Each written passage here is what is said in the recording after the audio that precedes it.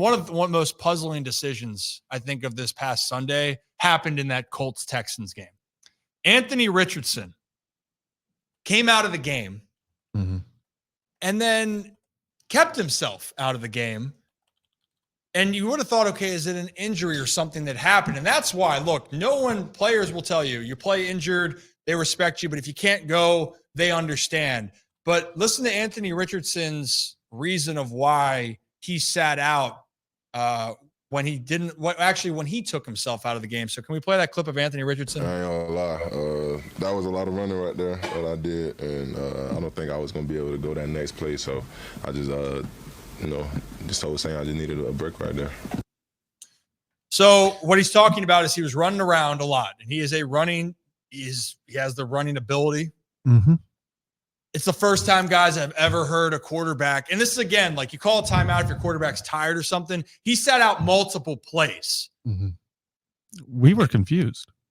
A lot of people were confused. Pat McAfee sent out a tweet about it. Chuck Pagano was asked about with Andrew Luck, right, Brad? What was the tweet from Chuck Pagano? Hold on, I gotta find it. It was hilarious. He so there was maybe a fan or something that asked him if he'd ever had a quarterback tap out of a game, and he basically said, "Fuck no." It's never happened. Actually, he did say that. He actually legitimately said that. That's a direct quote from Chuck Pagano, as you guys might know, former coach of Andrew Luck. Yeah, and the Colts. That was the specific of being that of correct. The Colts. And look, Anthony Richardson, I understand his logic of saying I want to give the team the best chance. There is what he's trying to allude to. There's nothing to understand. But when you're the quarterback of the team and you're conditioned to be the quarterback of the team for every play that you are healthy, doesn't matter the circumstance. And actually, Pat McAfee had Bill Belichick on, and there was a conversation about Tom Brady in this case here. And Tom's not the fleetest of foot, but just listen to what Bill has to say about this situation. Coach, we started for the first 20 minutes talking about this. Whenever you're watching AR play football, there's moments of magic like this right there. Ooh, that's a moment of magic. In an AFC South, to take the lead in the division game, massive game down there in Houston, every single year it counts. After a huge run to get back to the gain of 0, obviously, shedding a guy, tapping out. It's a quarterback doing that. And he would come out after the game and say it was because he was tired. So, piling on this entire thing about never seeing that before, okay.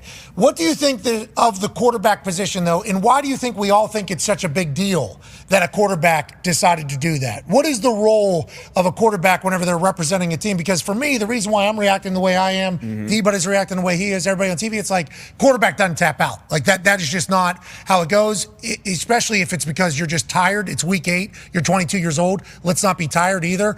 But it's like, what do you think the role of a quarterback is, and why do you think everybody is so dumbfounded by this particular happening, Coach?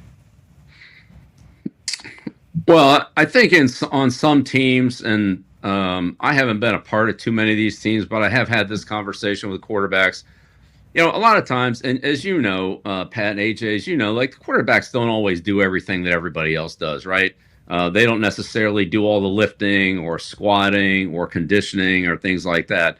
And so I've seen situations where quarterbacks, after running around for, 2 or 3 plays, in a row, getting chased around on scrambles and things like that, that they are a little winded. And you look back on it and say, well, they weren't doing the sprints with the rest of the team. Maybe they were throwing to the receivers, or they didn't lift with the rest of the team, because they don't lift, and that type of thing. And sometimes with the specialists, Pat, you've probably seen that too with some of the specialists. Hell yeah. But I know with guys like Brady and Burt Jones and Testaverde and some of those guys like that I've coached, those guys, and look, I'll say this about Bernie Kosar. Bernie Kosar was slow, okay? But Bernie Kosar never failed a conditioning test. And that was about work. It wasn't about speed. It was about work. And he always passed it. Brady always passed it. Brady's not fast either, but he worked. Testaverde worked. Matt Castle worked. Like, those guys really worked hard, and they were about as good as they could be. And so conditioning was never an issue with those guys because they ran the hill after practice with everybody else. They lifted with everybody else. Same thing with the specialists. Same thing with, the other skill players like that. And so I do think that there's a mentality about the quarterbacks that, you need to be maybe not the best conditioned player on the team, but honestly, you should be in really good condition as a quarterback, just as a leader. So that's where people are diving into this, right? It isn't like a wide receiver in this case where a guy's been running routes or a running back's been getting carry after carry where you go, hey, I need a breather. Quarterback's expected to lead this team on the field at every single point. Yes. Right. And that's where it's looking at here. And especially for a guy like Anthony Richardson, that's a young face of the franchise, hasn't played a lot, and he's going through growing pains. It just can send the wrong message. And actually, Shane Steichen was asked about it. The veteran Colts center Ryan Kelly talked about it in the quote from Ryan Kelly saying we had a conversation about it, and I think he knows that's not the standard he needs to play up to. I know he's going to take some criticism for that, and rightfully so. It's not a good look. Now they expressed confidence in him here, guys, and that's the right thing that they went about it. But you can tell the talking point is game's on the line for you guys in cases, and they want to feel like you're dependable. That was a tough moment. It's 3rd and goal, by the way. And that's the point. It's a do or die situation. You need your guy out there. And in a game also, guys, to add, not trying to pile on here, because I want to see him do well. I do. I everything I've heard about him, handles himself really well. Yeah. Tremendous athlete, has all the talent. Now, again, you can have all the talent in the world. You got to put it together. He hasn't been putting it together. Yesterday, he was 10 of 32. Yeah. At one point, he was 2 for 15. Yeah. Mm-hmm. What do you got, Brad? Here's what I'll say to this too, and we talked about this before yesterday's game, that I felt as if Joe Flacco should be the starter for the rest of the season, and all Anthony Richards did to me yesterday was just prove to me as to why. We've talked about it at nauseum that Anthony Richardson needs development, and that before going into this season, I think he only started about 17, 18 games his entire career since high school. Yeah. So he just needs time to develop. And this isn't me bashing Anthony Richardson, because he does have a ton of talent and has the potential to be really good. But if he sat for an entire year and actually learned behind somebody like Joe Flacco, who is clearly the better quarterback on that team and should be starting the rest of the season, I think he could be set up to be set up for at least a better outcome next season, and in a similar fashion of like a Jordan Love. I don't think Jordan Love would have gone out there straight out of being drafted and had the success that he has right now had he not been sitting behind a guy like Aaron Rodgers, who's a Hall of Famer. Yeah, I think you nailed it there. It's the fact that the question with Anthony Richardson has never been, does he have the talent? Yeah. I mean, you look at him, he can throw it 100 yards in the air, it feels. He's got one of the strongest arms you got. He's an athletic freak. He's built like Cam Newton. He's fast as could be. On paper, the raw ability of Anthony Richardson is the most intriguing aspect. Coming out of college, I thought he should be the number one. He was my favorite quarterback last year. Yeah. Coming out of college. Was that meaning that he was going to be the best day one? Absolutely not. I think he is, like you said, it's a Jordan Love situation. Jordan Love would not be doing well if he came out and started game one for the Packers back then. I think we all agree, and we've talked about this a bunch, is yes, not only do I think it would be most beneficial for Anthony Richardson, this Colts team has talent. This Colts team is pretty good if you put it all together, especially if the defense continues to improve. They have the weapons. We think, and I think we all agree, that for the Colts to have the best chance to win, Joe Flacco should be the starting quarterback. And I know we're going to get into this, but Adam Schefter, right before we went on, I'm going to bring up the tweet right now. So head coach Shane Steichen was asked on whether quarterback Anthony Richardson will start Sunday night in Minnesota, and he said, we're evaluating everything. So not a clear answer on who's going to start there, but looks like they are, I guess, evaluating everything. This is the problem here, where you're looking at development, Kev, right? And I'll go to you right in a second. Development of your franchise quarterback. And by the way, people were ready to write off Jordan Love even after that spot start he had against Kansas City during COVID. You remember that game? Oh, yeah. And you're like, man, this guy's not ready. It's like, well, that was his first game he had to go, and you're going against the Chiefs in Kansas City on a short notice because of everything that happened with Aaron Rodgers and the whole COVID situation, right? And then he turned out pretty well. You can sit and let a guy figure some things out. And here's the other part here for the Colts. They win that game against Houston. They have the exact same record as the Texans. and the Texans were going to win. The Texans are favored to win that division. If the Colts had won that game in Houston, they both would be sitting at 5-3. The Colts are 4-4. Yeah. And that's the decision that you're going to have to make, is what's the best way you can develop your young quarterback. But the job in the NFL is, at least in this case, this isn't like the Carolina Panthers where they're not going anywhere. The Colts can compete right now.